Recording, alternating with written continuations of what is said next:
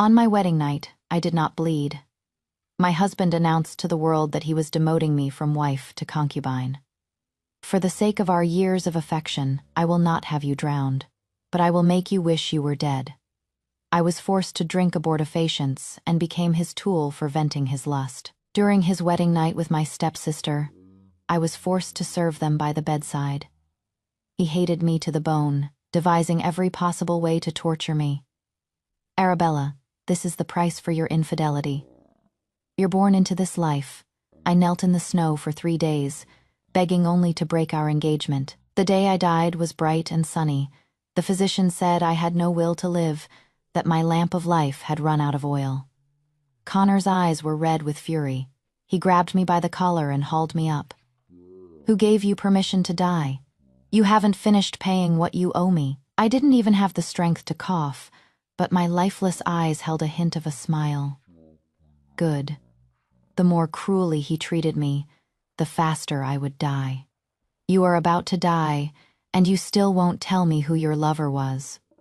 Do you love him that much? Only at that moment did I understand why Lila could so brazenly tell me that it was she and my stepmother who had arranged for my virginity to be taken before the wedding. When I first learned the truth, I had told Connor through tears. I thought that with my body's secret revealed, I could finally die with my name cleared. But he didn't believe me. He pushed me away, his face a mask of ice. Lila was right. You truly are this shameless. It is one thing to be a slut yourself, but must you drag others down with you? Lila knew he would never believe a word I said, not even on his deathbed. At this thought, hatred filled me, and I summoned all my strength to open my mouth. That man is 1,000 times better than you. Even in bed, he is far more vigorous. Connor lost all reason. He cursed the physician out of the room, and then tore my clothes. Arabella, even in death, you will die beneath me. He threw my lifeless body onto the bed and climbed on top of me like a beast. And as I stared at the sliver of light filtering through the window paper, I finally breathed my last. My relationship with Connor began in our youth, with a promise of marriage. I once thought my wedding day was my escape from a fiery pit, that I had found my soulmate. I never imagined it would all be ruined by a single blood-stained cloth. When I opened my eyes again, I took a golden hairpin and stabbed it fiercely into the soft flesh of my thigh. The piercing pain finally convinced me I was reborn. Despair and elation washed over me simultaneously, so overwhelming that I coughed up a mouthful of blood. Only then did I realize with clarity, I was filled with such hate. I steadied myself with a chair and slowly wiped the blood from the table. If I remembered correctly, today was the day Connor's family would visit for the formal viewing, the day my stepmother and Lila would begin to plot against me in earnest. It is such a rare pleasure to have you visit, nephew. I should have Lila come out to see you. But the girl has been so wild lately, always running off. We have to send people to find her before she'll come home. As I approached the main hall, I heard my stepmother's carefully crafted words. A cold smile touched my lips as I had Mrs. Gable push the door open. With a creak, the conversation inside fell silent for a moment. So, Mother is entertaining guests here. It was rude of me. I looked up. My stepmother and Lila sat on one side, Connor and his mother on the other. A perfect picture. One might think it was they who were being formally introduced. My stepmother's warm expression faltered slightly. You are quick on your feet today. Come, greet the Marchioness. Fighting a tremor that ran through my body, I walked past Connor. At this time, the Marchioness was still very fond of me, holding my hand and praising me endlessly. Connor also smiled with what seemed like genuine affection. I hunted a fine fox in the mountains last month. With winter approaching, you can have it made into a scarf and hand warmer. I turned my head, meeting Lila's jealous gaze with a sweet smile. Of course. Thank you, Lord Connor. Everyone in the capital knew that Connor loved me to his very core. My mother died when I was 2, and my life at home was one of cautious survival. My stepmother would praise me to death in public, only to be exceedingly harsh with me at home. The day I met Connor, I was kneeling in the corridor as punishment for eating 2 more of Lila's favorite pastries. The sun was vicious, blinding me. He was visiting my father and quietly left an umbrella for me. At the autumn viewing banquet the following month, he looked at me with pity. When my father was young, he doted on a concubine. I've learned a great deal about the schemes of the inner court. If things become too difficult, you can send someone to find me. My heart, long submerged in ice, suddenly stirred. His words alone brought forth years of suppressed tears. Connor was flustered, frantically blaming himself. My mistake, my mistake. I shouldn't have said something to upset you. I smiled through my tears. In the twilight of that day, I gave him my heart. How could I not hate him? He told me he understood the hardships of being a woman, how the strict rites suffocated us. He promised me his undivided love, swore to always believe me, to protect me with his life. He shared my resentments, cursing my stepmother and Lila, saying that once we were married, I would forever hold power over them to bolster my position in the family. He spent a fortune to build my reputation, always sending lavish gifts in the Marchioness's name. But it was also he who, while whispering sweet nothings to me, was entangled with my stepsister. I later learned that for every gift he brought back for me from his travels, my stepsister received one as well. In my final days of my past life, Lila visited me daily with gifts, recounting their romantic trysts, how they had coupled in the estate's back garden. Finally, Lila stepped on my hand and said with a sweet smile, "Sister, your perfect gentleman is much more real with me." He said he was tired of acting, and that he was quite relieved when he found out you were no longer a virgin. On my wedding day, the joyous music and red silk banners lifted me to the heavens. After years of suffering cold shoulders at home, my ordeal was finally over. Today, I had my own home, my own husband who truly loved me. So, when Connor lifted my veil, I smiled. My husband. The red candles cast a warm glow as I met Connor's eyes, full of wonder and tenderness. Arabella, I never knew such beauty existed in this world. From now on, we are husband and wife. I will treat you well. He took my hand, his touch reverent, his ragged breaths making me want to cry. The heavy wedding robe slowly fell away under his hands. I closed my eyes and leaned against his chest in peace.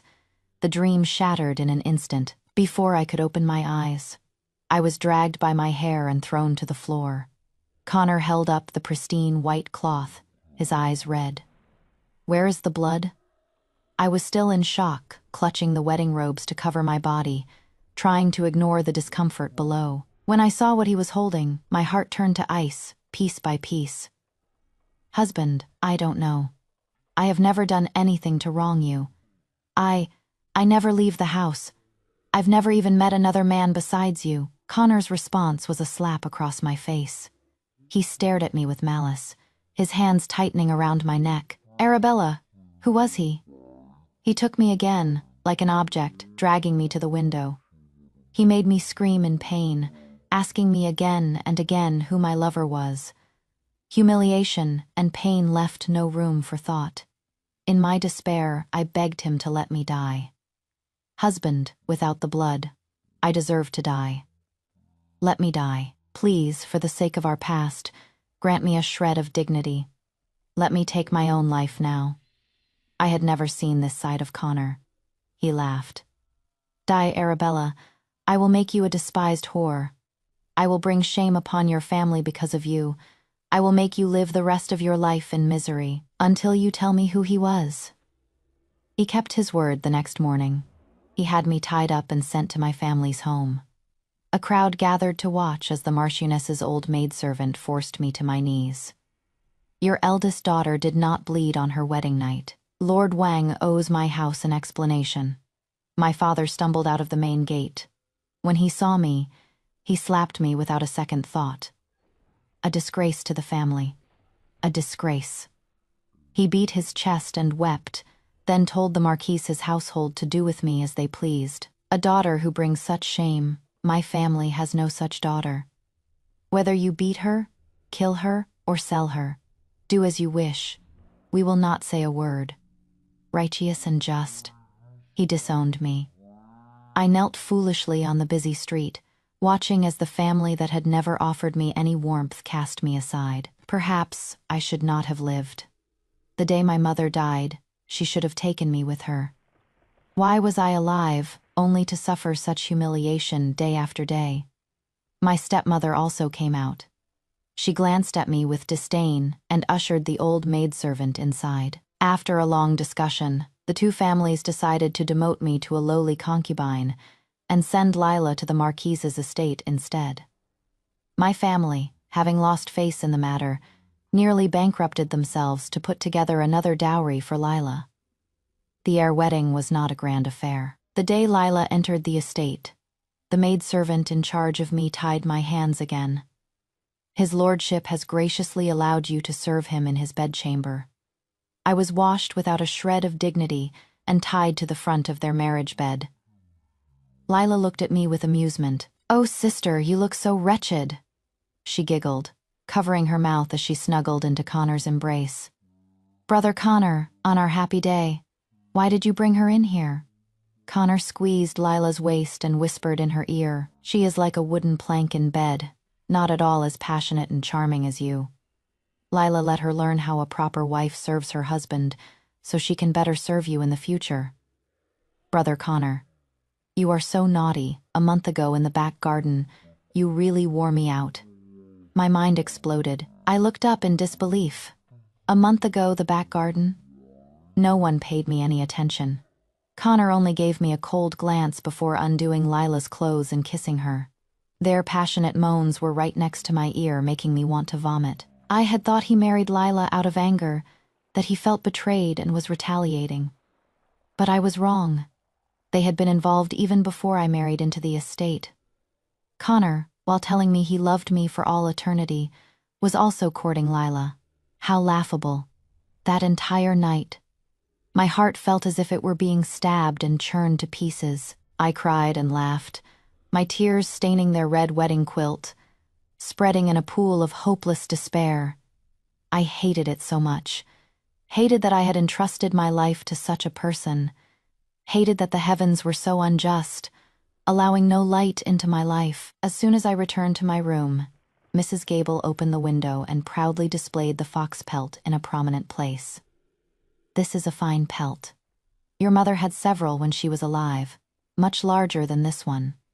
My mother was the youngest daughter of the powerful Sterling family from the South. She had been tricked into marrying my father, whose family was in decline. Her health was poor, and she passed away soon after giving birth to me. The Sterling family looked down on my father and, fearing entanglement, ignored me completely. It was only after Connor helped build my reputation that they deigned to write me a couple of letters. But having seen the coldness of the world, I had only replied curtly, unwilling to form a deeper connection. So, while the rest of the Wang family was a happy unit, I was always an outsider. My father saw no benefit in me, and finding my constant sorrowful face an eyesore, never paid me much attention.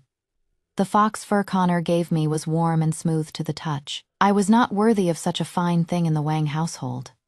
In my past life, Lila had cut this very pelt to shreds in front of me and thrown it into the fire.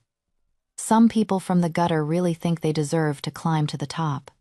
Sister, we'll see who has the last laugh. At the time, I didn't understand what she meant. Not until I became a lowly concubine and Lila joyfully married into the Marquise's estate. Brother-in-law couldn't bear to part with his childhood sweetheart, but he also said you were dull, like a nun in the mountains. He couldn't stand that you were no longer a virgin, yet he took me before your wedding. Sister, this love story of yours that everyone envied was not so strong after all. It couldn't even withstand a small trick from my mother and me. Only then did I know what a fiery pit they had pushed me into. This time I would personally deliver the fox pelt to Lila's room. Since you two are so fond of each other, I will naturally do everything I can to help you. Many of my mother's servants had been replaced by my stepmother over the years. Only one girl my age, Clara, remained. I summoned her and lit a brazier. The red charcoal glowed, its smoke curling up, reflecting in her panicked eyes. "Clara, I cannot give you what my stepsister promised, but I can promise you a clean death, one that will not implicate your family." My direct words made Clara collapse to the floor in terror. "My lady, have mercy. Have mercy." I didn't even bother with the formalities, like asking why she betrayed me or offering to spare her life. I placed her family's servitude contracts on the table beside me. Mrs. Gable grabbed her by the hair and held her face close to the red, hot coals. "I also know about your brother forcing a woman into prostitution. I've had everything investigated. If you fail to do what I ask, someone will go to the authorities tomorrow and report your entire family. They will likely be executed. Take this pelt. Say you have something important to discuss with her alone. Once the room is empty, you can use the skills they taught you on my dear sister." I lifted my chin, and a servant stepped forward to pry open Clara's mouth and feed her a pill. "Clara, if you return safely, I will give you the antidote. Otherwise, your intestines will rot." In my past life, my stepmother had paid an old woman to teach Clara how to deflower me in my sleep. Such a fine skill. It would be a waste not to try it herself. I was betting that Lila would once again cut the pelt to shreds, and inside that fox fur was the potent sleeping drug I had prepared for her. Just as Clara left, my personal maid, Eliza, came in. "My lady, Lord Connor is asking to see you in the front hall. He says someone is trying to harm you, and you must find a way to go to him." This hadn't happened in my past life. I subconsciously touched the wound on my leg from the day I was reborn. The pain helped calm me slightly. "I will not see him." Mrs. Gable took out paper and ink and spread a felt mat on the small table. She placed a few sheets of decorative paper on it before speaking. "My lady's disposition has changed. This is good." She looked up at me with affection, her eyes moist. In my short, tragic past life, she was the only one who truly protected me. I took Mrs. Gable's hand and smiled slowly. Before, I had nothing, so I begged for scraps, acted obediently, hoping for someone's favor.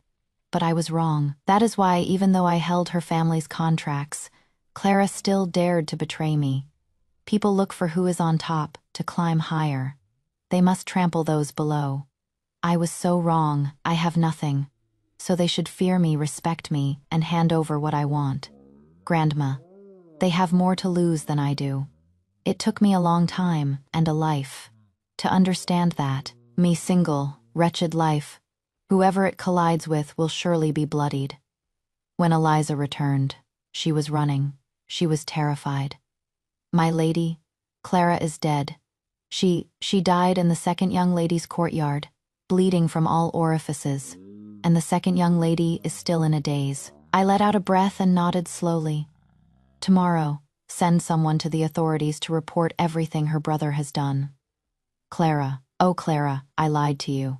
You made me suffer so much. I want your entire family to suffer." When my father returned from his post, I had already been kneeling in the corridor for an hour. He saw me, strode over, and kicked me in the shoulder. "You wretched thing, why don't you just die?" My stepmother came over, weeping, to stop him. "My lord, don't hit her. It must be something Lila and I did to upset her. That is why she harmed her own sister." I held onto the railing and knelt up straight again. "Father, I am willing to give the marriage to Connor to my sister." Even my stepmother's fake crying stopped for a moment. A second later, she said weakly, "Arabella knows that Lord Connor wants no one but her. Isn't this just rubbing salt in Lila's wounds?"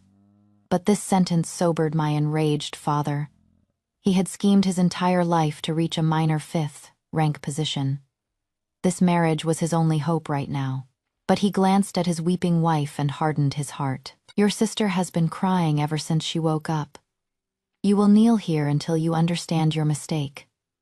I said nothing, lowering my head like a quail. Kneeling was nothing. My biggest worry now was my stepmother.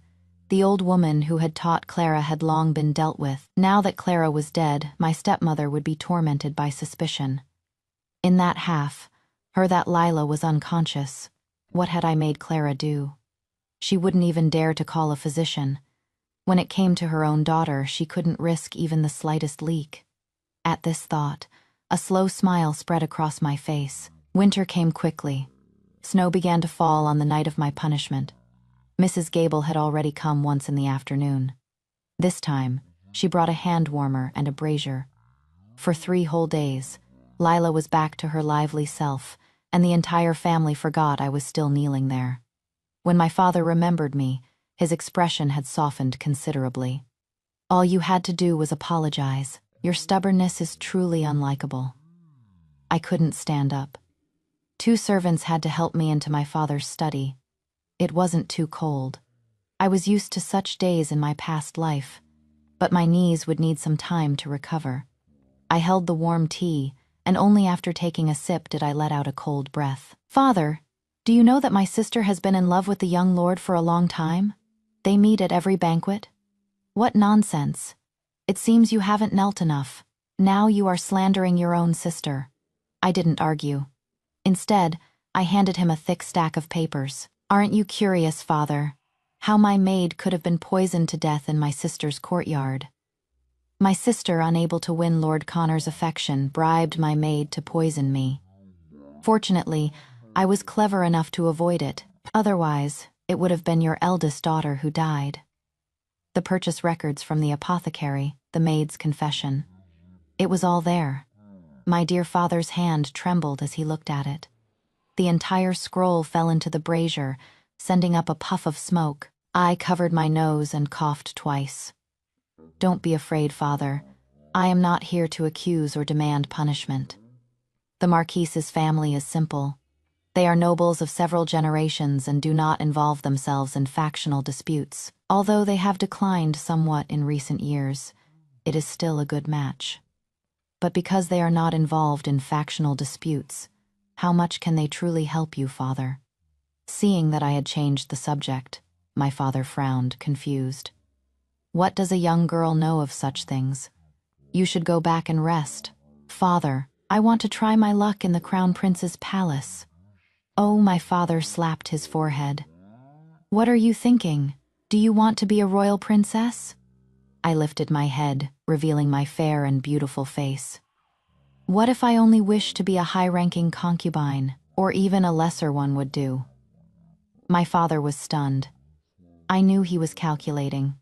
I had been promised to the Connor family long ago. Lila was a rash and spoiled child, and they both doted on her. They would never send her to the palace to serve others.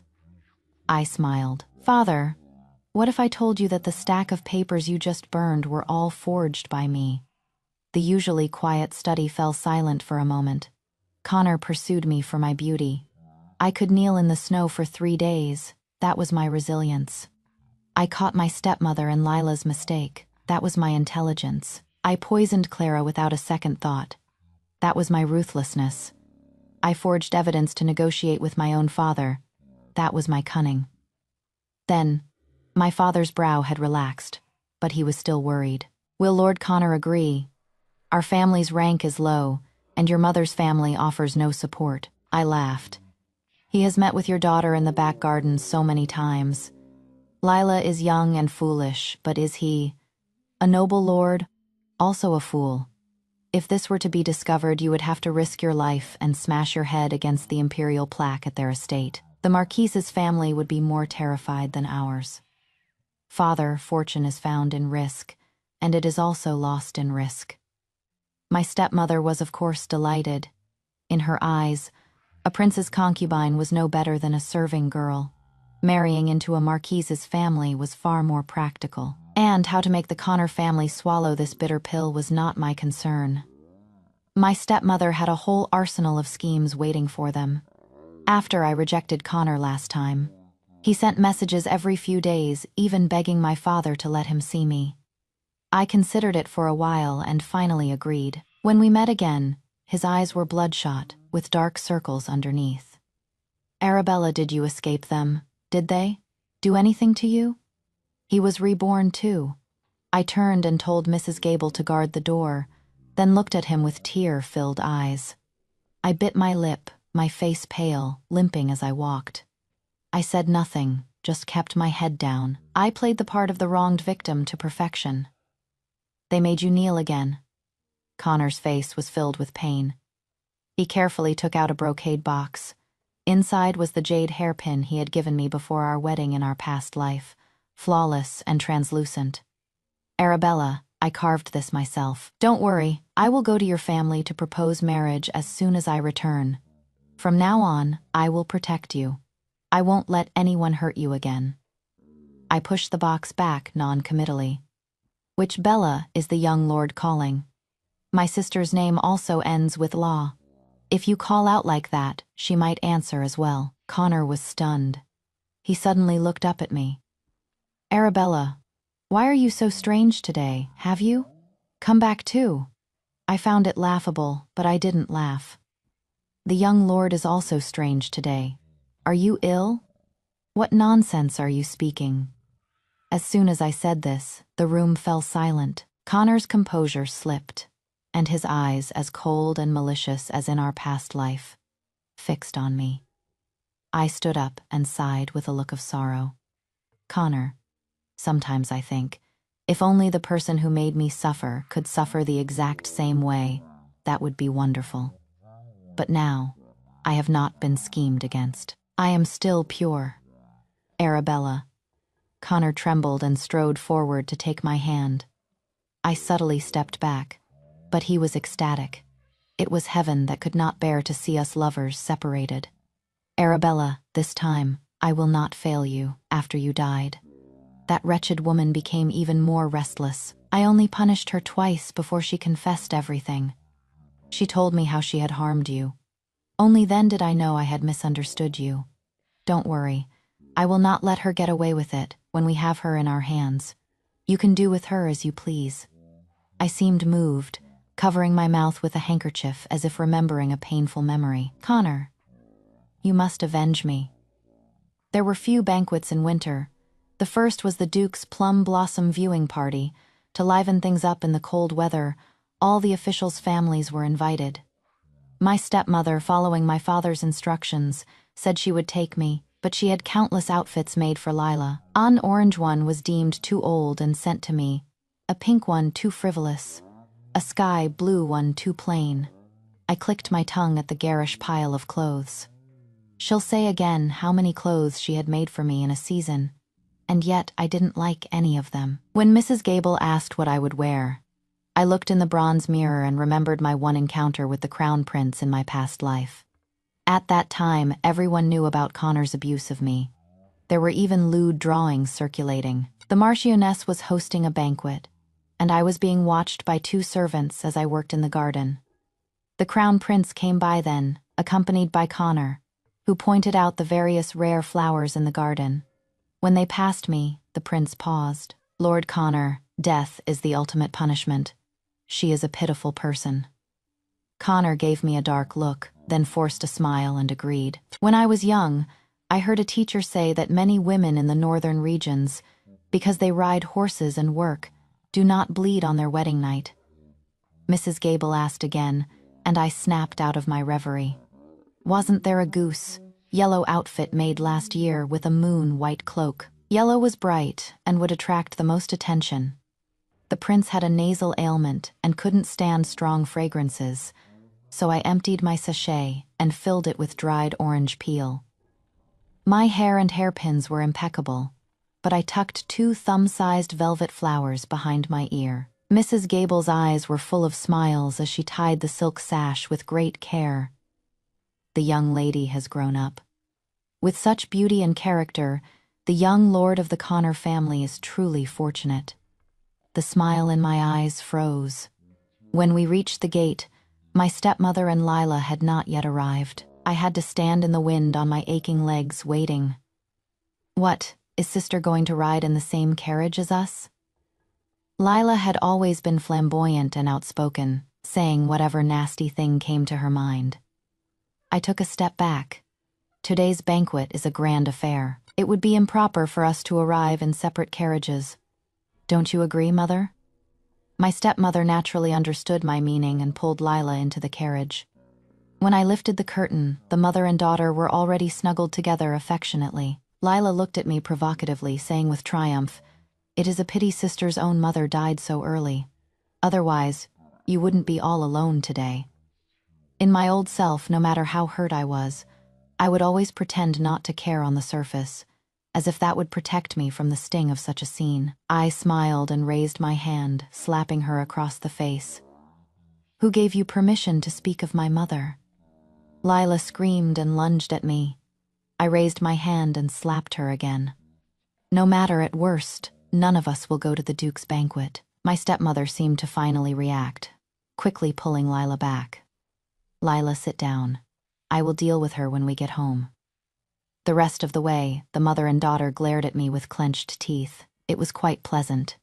The Duke's banquet was a grand affair, with carriages and horses lining the streets. Over 20 servants were at the gate to greet the guests. Own carriage was pulled to a back alley.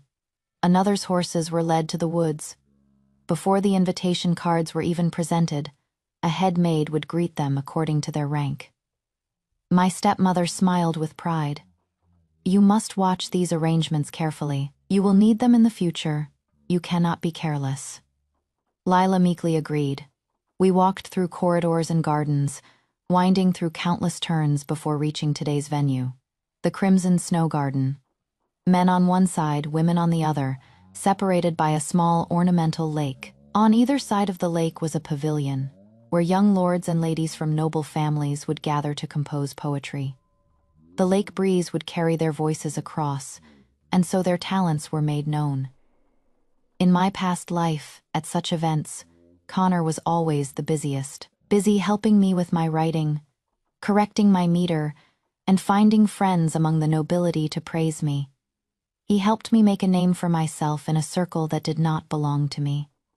It was also he who, on the second day of our marriage, dragged me to my family's home and loudly proclaimed my infidelity. He tied my hands and feet to prevent me from taking my own life.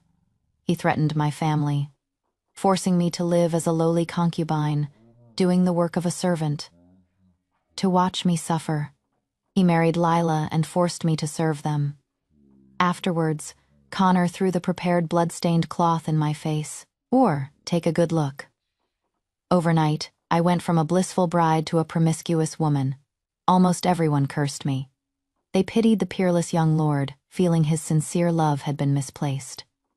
At this thought, I turned and walked straight into the small plum blossom grove, red blossoms against white snow. There were few footprints on the path. I had only taken a few steps when I stopped. The noble figure ahead wore purple robes, his black hair held in a white jade crown. Just his back exuded an aura of power. I looked on greedily. This was what I sought in this life, the power to trample these wolves underfoot. If I succeeded, I would be an imperial consort, a noble consort, second only to one. Everyone would have to bow to me. No one could ever bully me again. If I failed, it would be the crime of deceiving the emperor, implicating my entire clan. That was fine, too. When Prince Theodore turned around, I looked up at the same time. In the handkerchief I held were fallen plum blossoms. The snow was soft underfoot, like walking on clouds. "Whose young lady is that ahead?" I did not answer him, only curtsied appropriately and stepped aside to let him pass. What an unreasonable young lady. I was clearly here first. Why should I make way for you? I feigned surprise and knelt in the snow. "Your Highness, I, Arabella, have offended you. I beg for your forgiveness." Theodore was not angry, merely waving his hand dismissively. "What are you collecting these flowers for?" "To eat."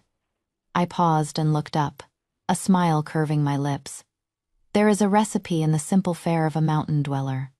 First, soak white plum blossoms in sandalwood. Infused water mix with flour to make wanton skins. Use a 5-petaled plum blossom-shaped iron cutter to cut out the shapes. After boiling, pass them through a clear chicken broth. Each guest is served no more than 200 blossoms. One can enjoy a meal without forgetting the plum blossoms. I saw them and wished to try. Perhaps my answer surprised him. Theodore clicked his tongue. "My nose is not well. In winter, Nothing has any taste. But hearing you speak, I am a little hungry myself. Fine, you may continue picking. I acknowledged his permission and stood up again, carefully searching for fallen blossoms. And along the way, I picked up a smooth, undecorated jade pendant. In less than a quarter of an hour, Mrs. Gable found me. She handed me a hand warmer from the host and said softly, "There has been trouble with the second young lady. At the poetry gathering, Lord Connor somehow slipped and fell into the pond, shattering the thin layer of ice. And stranger still, our second young lady screamed, 'Connor,' and dived right in after him. The Duke's household was already having a headache. Now 2 of them have fallen in. The pond looked like a pot of boiling dumplings. The second young lady refused to come out, insisting she had to save Lord Connor. Mrs. Gable already knew I no longer wished to marry into the Connor family. She recounted the story with great relish, her eyes nearly rolling back into her head. When they were pulled out, they were soaking wet and clinging to each other. Truly, a scandal. I dabbed my handkerchief to my lips and smiled. "Grandma, please take this jade pendant to the Duchess. Say I found it on the path." This was Theodore's treasure. In my past life, he had lost it in the plum garden, causing quite a stir. I slowly made my way back to the banquet, overhearing discussions along the way.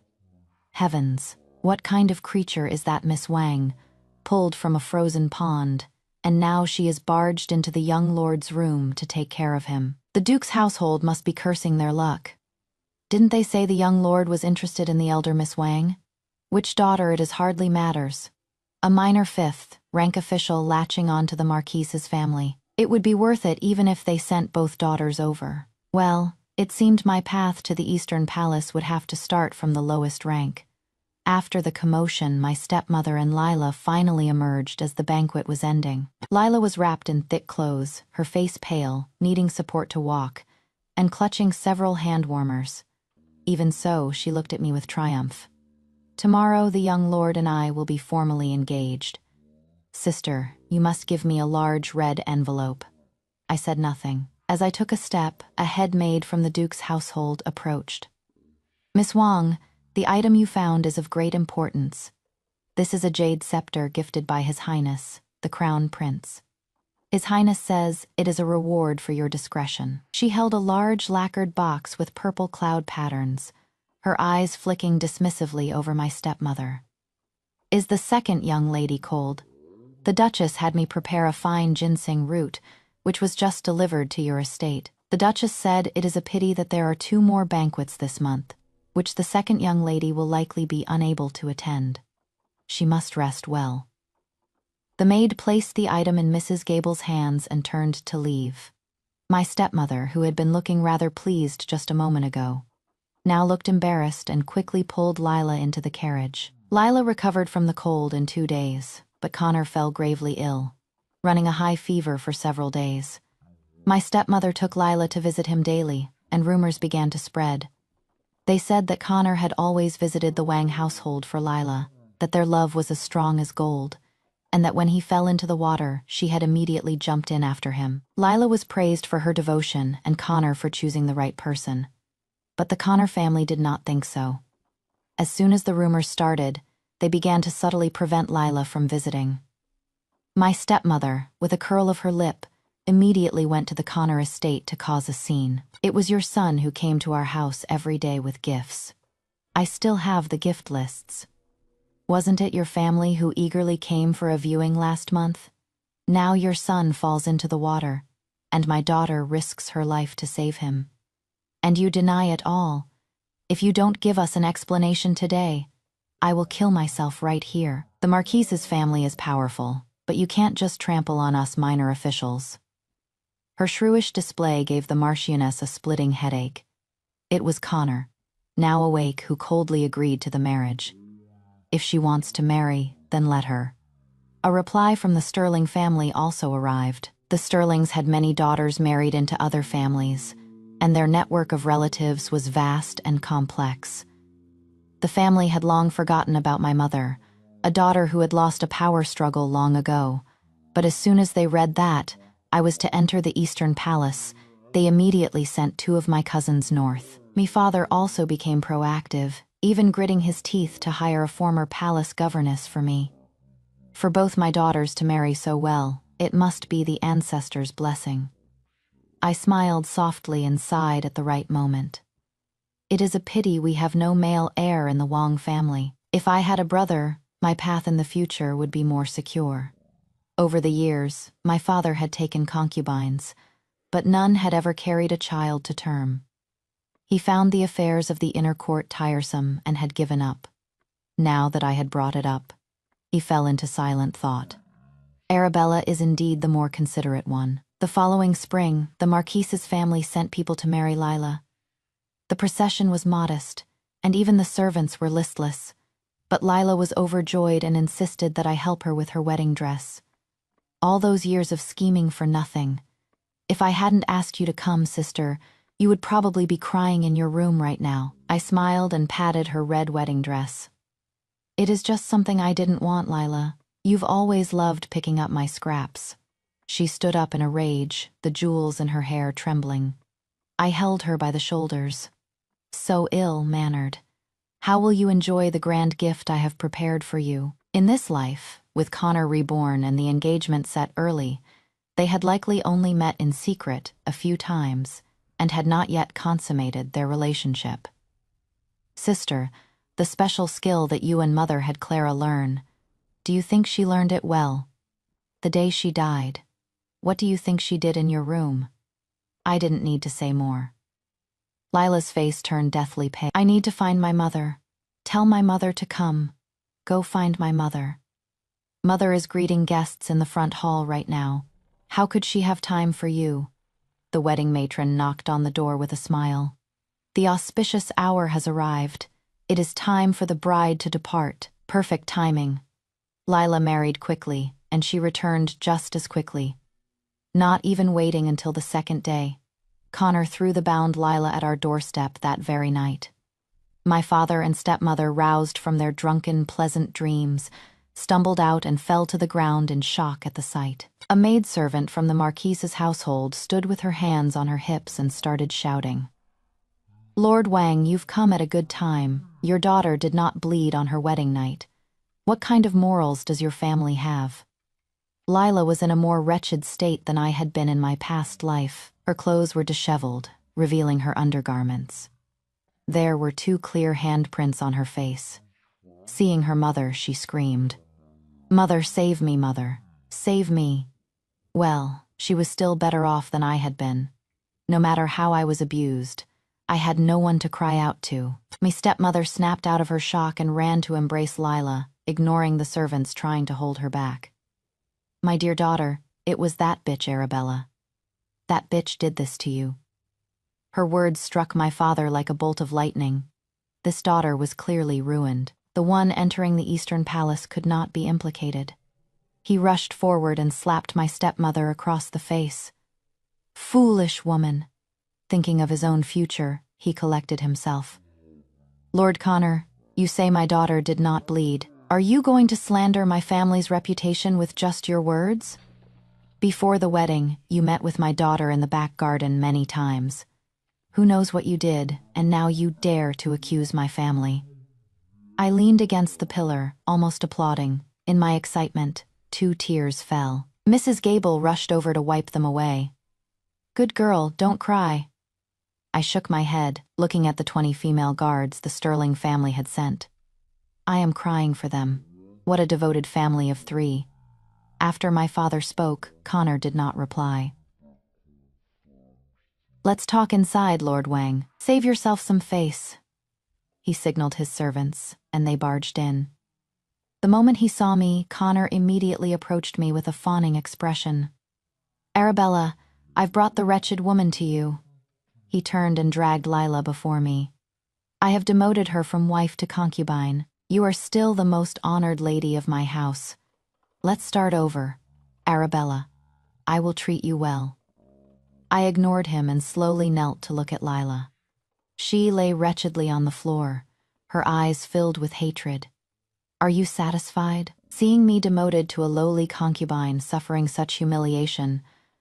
Are you satisfied, Arabella? How can you be so vicious? I am your own sister." She began to cry, her face streaked with tears. I watched her for a while longer, feeling a knot of resentment in my heart slowly unravel. Then I spoke. "But this was the path you and your mother prepared for me, wasn't it? Have you forgotten? How is it that when you harm me, it is perfectly justified, but when I use the same methods on you, I am vicious?" Lila stopped crying, her body trembling. "No, I didn't. Sister, save me. This was all Mother's plan. I couldn't stop her, sister. I don't want to go back to the Marquise's estate. You don't know how he treats me. I don't want to go back.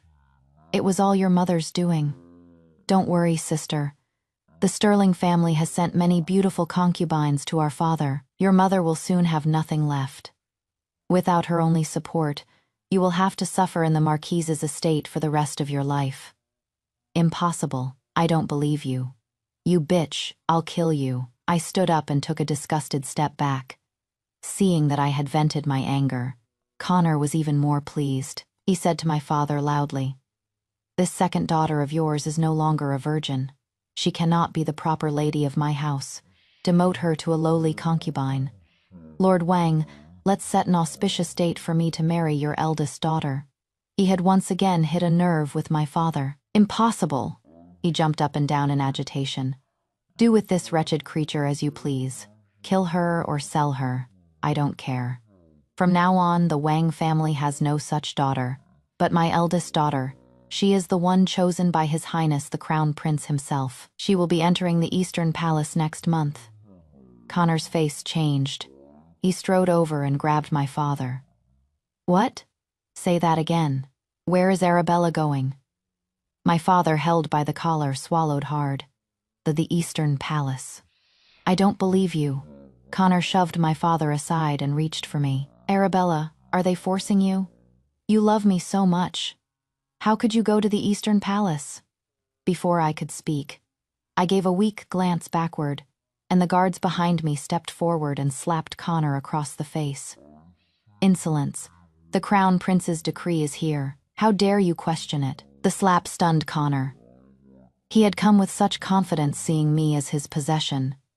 He never imagined that I would become someone in the Eastern Palace, someone he would have to kneel before. "Impossible. Arabella, if you do not marry me today, I will cause a scene in the streets. I will go to the Eastern Palace and report you. I'll see to it that your entire family dies." "Go ahead."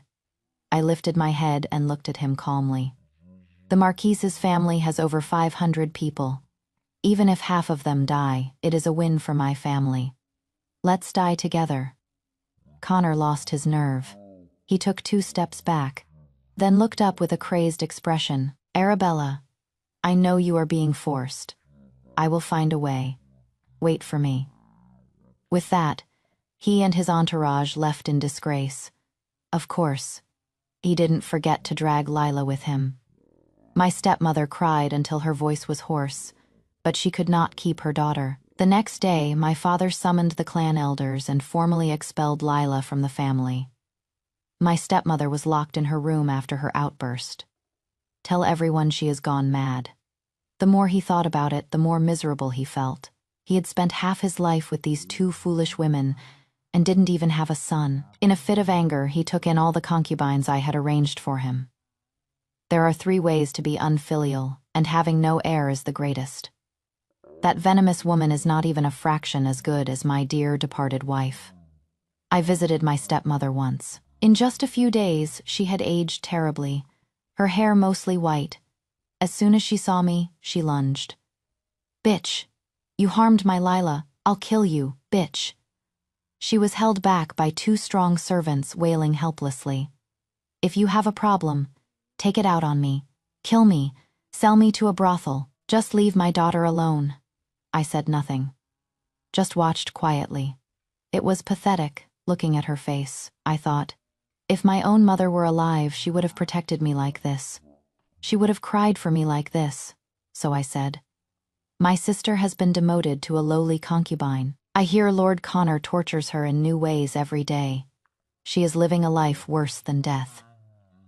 I might have gone mad too, finding a semblance of my long-lost mother by tormenting my enemy. Watching my stepmother's hysterical state, I felt a strange sense of joy.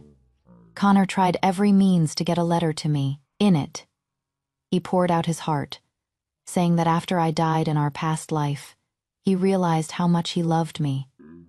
He said he had seen all the beauties in the world, but none gave him the feeling I did.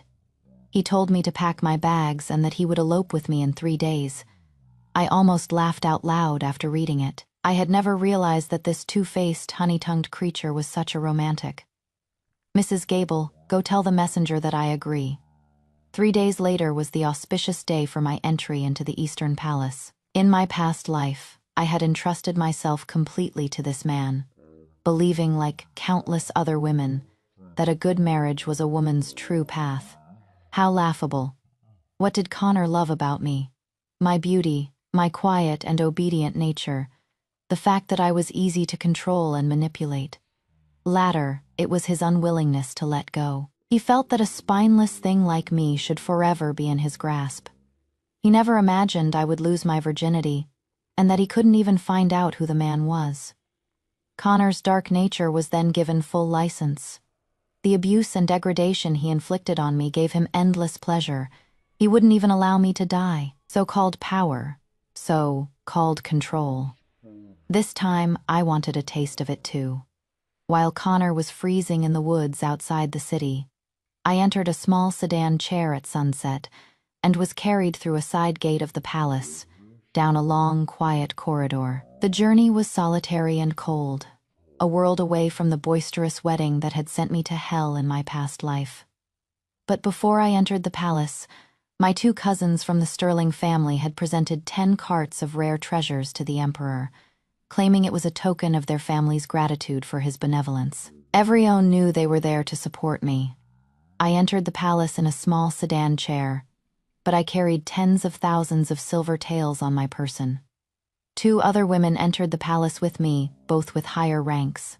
I was a step below them. The crown prince was busy and didn't visit for over 10 days, only going to the crown princess's courtyard once. The crown princess was the granddaughter of the head of the Hanlon Academy, a true noblewoman.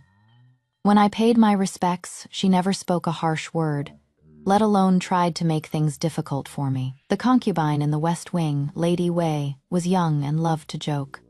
She was always the most talkative during our morning greetings. "Sisters, have you heard? There has been a major event in the city.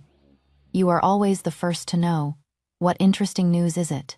Tell us." The Marquis Connor's family, that romantic fool, just got married. And the very next day he demoted his new wife to a concubine. Now he is causing a scene at the Wang family's house every day. Several pairs of eyes subtly shifted towards me, but Lady Wei seemed not to notice. My heavens, it is quite the spectacle. Lord Connor went mad in the streets, demanding the Wang family compensate him with another daughter. Doesn't the Wang family have 2 daughters, besides that second one? The crown princess coughed at the right moment, interrupting her. "Oh, my head is spinning again, Sister Wang. You are a generous person, please don't be offended." I slowly brought the warm teacup to my lips and took a slow sip, not replying. To reply would be to acknowledge the insult. To let her words hang in the air was better than being seen as a pushover. But Lady Wei didn't feel awkward at all, laughing to herself. The Connor family has been in decline for years, and now with such a useless heir I am afraid they're done for. It wasn't until the crown princess dismissed us that Lady Wei fanned herself as she walked out. Well, I am surprised she is still alive. If my family produced such a disgrace, I would have smashed my head against a wall long ago. I never expected that Theodore would come to my chambers that very night. He smelled the dried orange peel on my desk and smiled. "How refreshing. Your plum blossom soup has been on my mind for days. You must make it for me sometime. I've been taking the imperial physician's prescription, and my sense of smell has improved." He spoke so much before I could even curtsy. It was a little disarming. I knelt to perform the full rite, but he helped me up. "There is no need for such formalities in the future. The gifts from the Sterling family were very useful.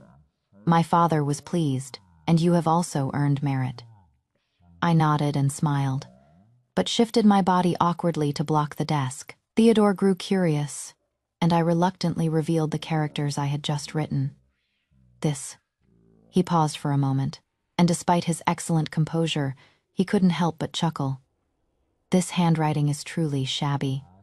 I lowered my head, feigning shyness. Theodore loved calligraphy and painting, and his own hand was magnificent, powerful, and fluid. Even the emperor praised it. Seeing my terrible writing, he spent the entire night teaching me, starting with how to hold the brush. He didn't even let me eat dinner, let alone attend to him in bed. But it was a happy outcome. It wasn't for nothing that I had been practicing every night. I had just acquired the crown prince himself as my calligraphy master. Theodore was a good man and a good crown prince. Besides the crown princess's courtyard, he visited the other concubines' chambers with roughly equal frequency each month. Lady Wei was the first to become pregnant. She was so overjoyed she distributed rewards throughout the entire Eastern Palace, like a little goddess of wealth. Unfortunately, her celebration was too ostentatious. Before 3 months had passed, the child was gone.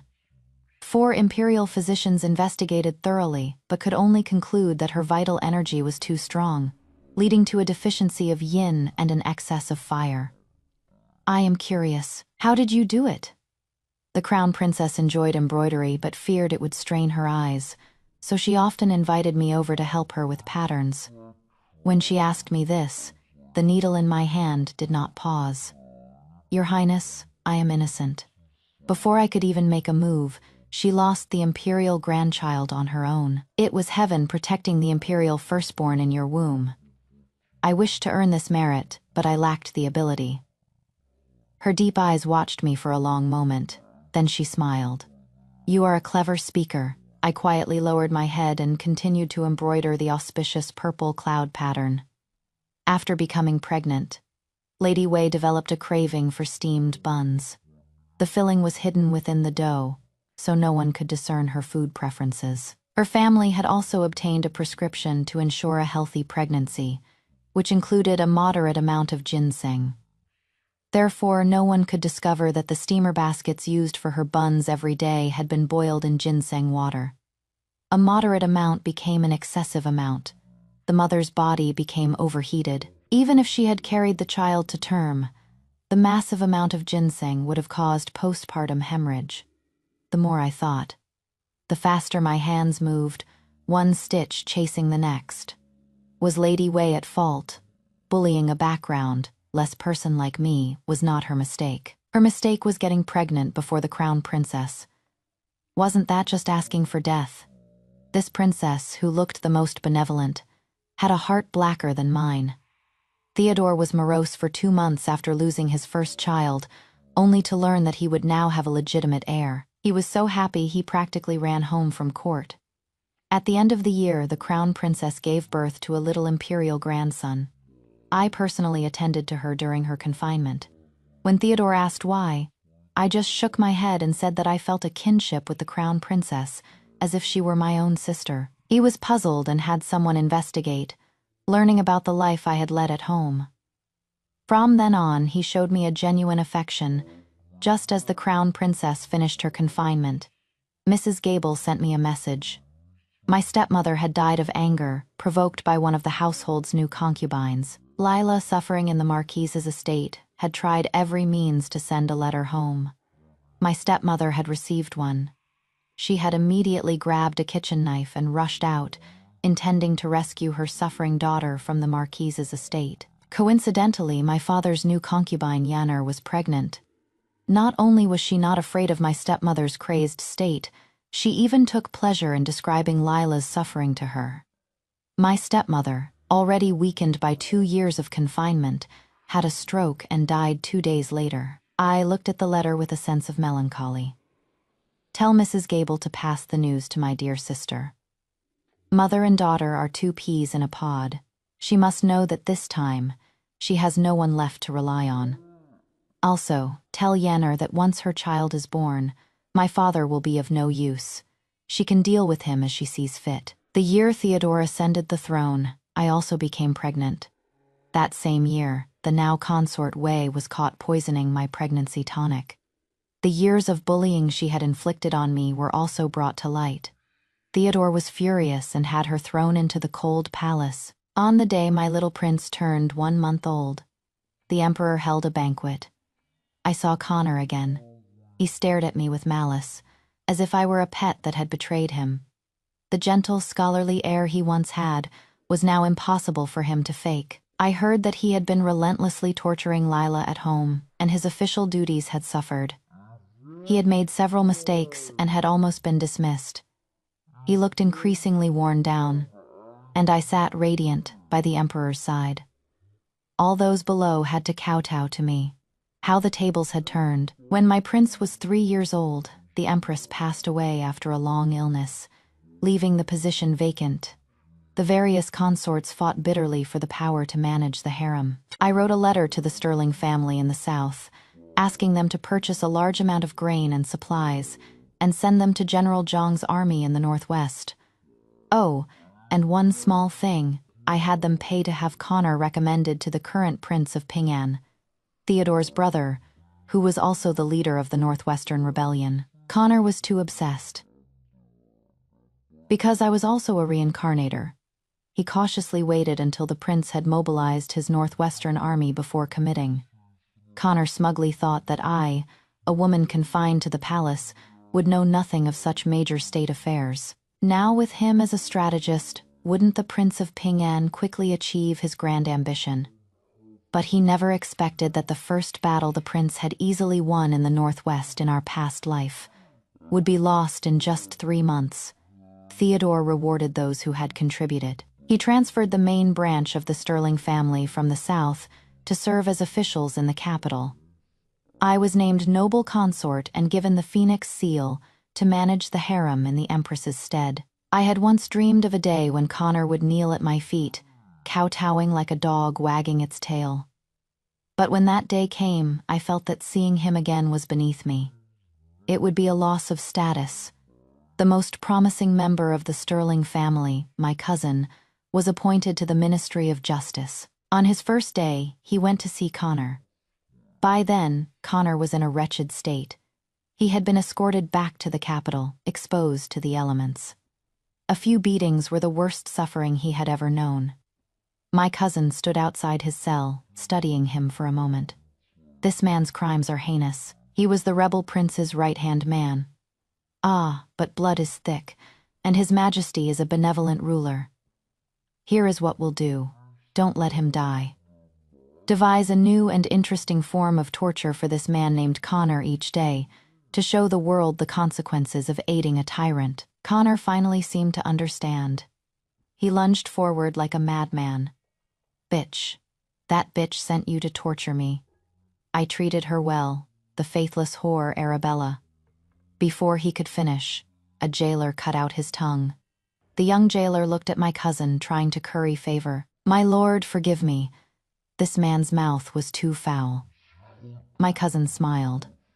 I will report this to her ladyship, and see that you are rewarded for your service. By the way, I hear this Lord Connor has a taste for men, for a different kind of pleasure. If there are any in this prison with similar tastes, you may help to arrange a match. Even in death, he must die beneath a man. Connor, his tongue cut out, shook his head, his mouth full of blood, but no one paid him any mind. Since I took charge of the harem, there were few things to trouble the emperor. Things like miscarriages, mutual accusations, fights over favor, or the private beating of a maid. Such messy affairs rarely occurred. He often stayed in my palace, enjoying the faint scent of orange peel. Arabella, the first time I saw you in the plum grove, I thought, how can such a beauty exist in this world? Yes, what man doesn't love beauty? He loved my beauty, and I loved the power he gave me. Who cared how many people were buried in this harem? Who cared how the former empress had really fallen ill, with the phoenix seal resting by my pillow? Even the nightmares that had long plagued me disappeared. Truly, power is nurturing.